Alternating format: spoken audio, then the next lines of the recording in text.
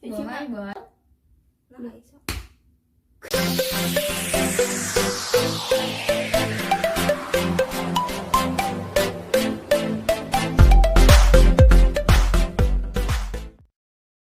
Assalamualaikum warahmatullahi wabarakatuh. Hai, saya Filza Sefti Zulinka, NIM 05040220099. Di sini saya akan membahas sedikit tentang materi pramediasi di dalam pengadilan. Sebelum nanti saya menjelaskan sedikit materi tentang tahapan pramediasi di dalam pengadilan, sebelumnya saya akan membahas sedikit tentang pengertian mediasi itu terlebih dahulu, baru nanti akan membahas tentang pramediasi di dalam pengadilan.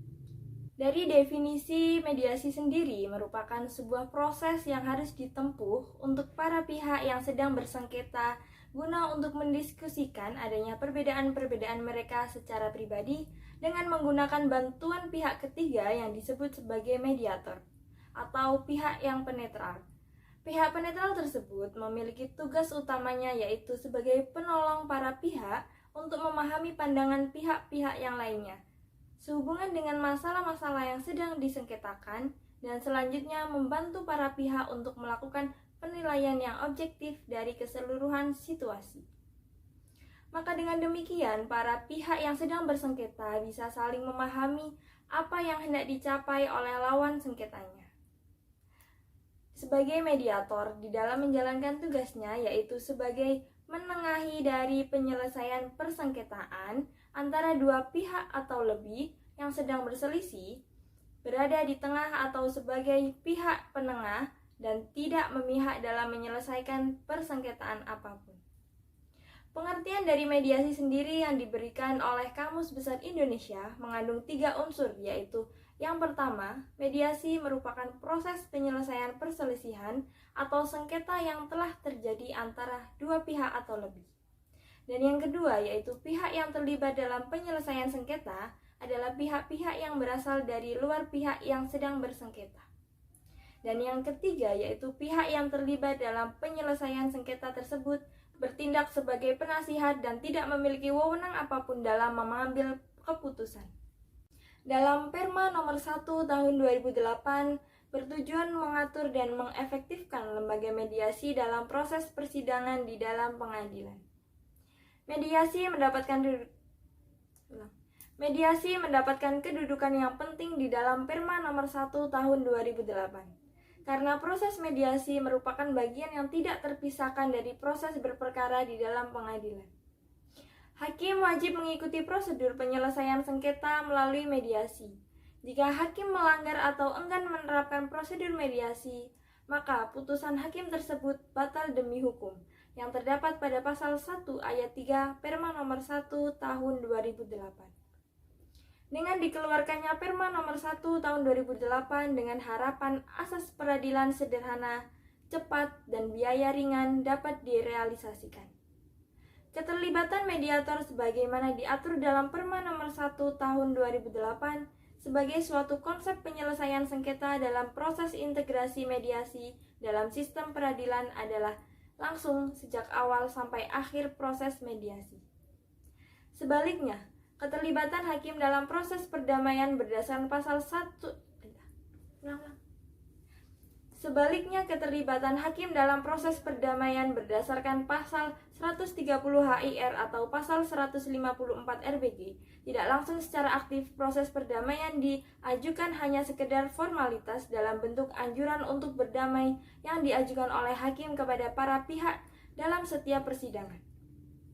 Mengingat bahwa perdamaian dapat dilakukan setiap saat selama proses persidangan, dalam hal ini hakim bersifat pasif karena menyerahkan sepenuhnya pertemuan dan perundingan perdamaian kepada para pihak. Dalam proses mediasi yang telah diterapkan di pengadilan, pada prinsipnya terdiri dari 3 tahapan. Tahap yang pertama yaitu pramediasi, dan yang kedua tahap mediasi, dan tahap akhir mediasi. Tahap pertama yang akan saya bahas di sini yaitu tahap pramediasi atau tahap persiapan. Proses mediasi diawali dengan tahap pramediasi atau persiapan berdasarkan Perma nomor 1 tahun 2008 bab 2 pasal 7 sampai dengan 12 yang mengatur beberapa tahapan proses mediasi yang dilakukan pada hari pertama saat sidang. Tahap pramediasi ini hakim memerintahkan para pihak yang berperkara agar menempuh mediasi. Dengan sendirinya, maka sifat dari mediasi di pengadilan adalah wajib. Pada hari dan tanggal persidangan yang telah ditentukan, yang dihadiri oleh kedua belah pihak, hakim mewajibkan para pihak untuk menempuh mediasi dan menunda persidangan untuk memberi kesempatan kepada para pihak untuk menempuh mediasi.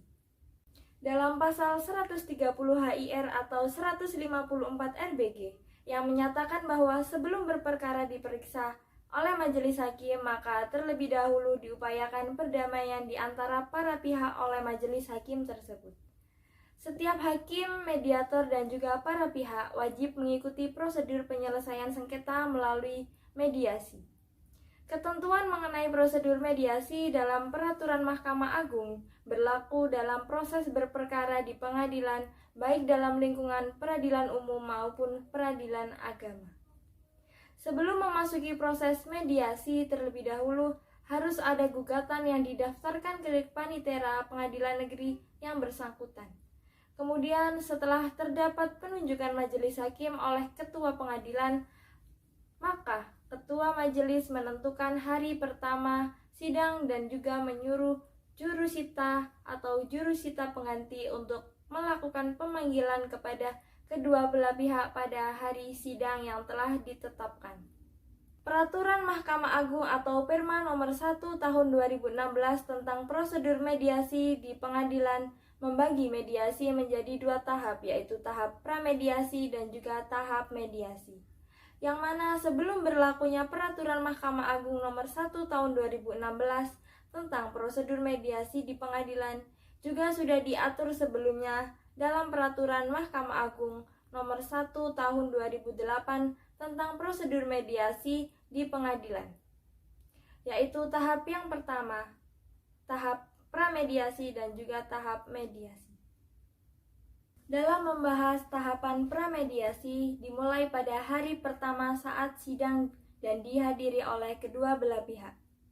Hakim yang mengadili perkara tersebut mewajibkan bagi para pihak yang berperkara agar terlebih dahulu menempuh jalur mediasi. Pemanggilan pihak yang tidak hadir pada saat sidang pertama dapat dilakukan pemanggilan satu kali lagi sesuai dengan praktik hukum acara.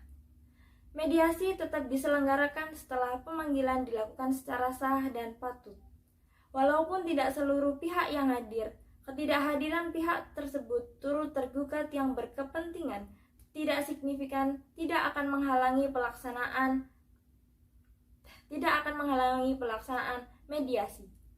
Pada pertemuan awal tersebut yang telah ditentukan dan dihadiri oleh para pihak, hakim memeriksa perkara mewajibkan para pihak untuk menempuh mediasi dan menjelaskan prosedur mediasi ini kepada para pihak yang telah bersengketa. Pada poin yang kelima, yaitu ketua majelis hakim segera menunjuk hakim pemeriksa pokok perkara untuk menjalankan fungsi dari mediator tersebut. Setelah dilakukan tahapan premediasi, selanjutnya yaitu dilanjutkan dengan tahapan mediasi dan juga akan dilanjutkan dengan tahap akhir mediasi. Nah, dapat disimpulkan bahwa tahapan prosedur pramediasi menurut Perma nomor 1 tahun 2016 pada poin yang pertama, yaitu pada hari sidang pertama yang dihadiri oleh kedua belah pihak, hakim mewajibkan bagi para pihak untuk menempuh jalur mediasi. Yang kedua, hakim menunda proses persidangan perkara untuk memberikan kesempatan proses mediasi paling lama 30 hari saat jam kerja.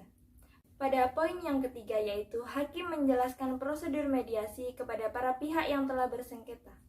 Para pihak memilih mediator dari daftar nama yang telah tersedia pada hari sidang pertama atau paling lama 2 hari kerja berikutnya. Poin yang keempat, yaitu apabila dalam jangka waktu tersebut, dalam poin yang ketiga, para pihak tidak dapat bersepakat memilih mediator yang telah dikehendaki. Tahapan tersebut yaitu merupakan tahapan-tahapan dalam proses mediasi. Namun, di sini penulis hanya saja membahas tahapan proses saat pramediasi di dalam pengadilan. Nah, itu tadi pembahasan tahapan pramediasi di dalam pengadilan. Semoga bermanfaat, kurang lebihnya saya mohon maaf. Wassalamualaikum warahmatullahi wabarakatuh. Bueno.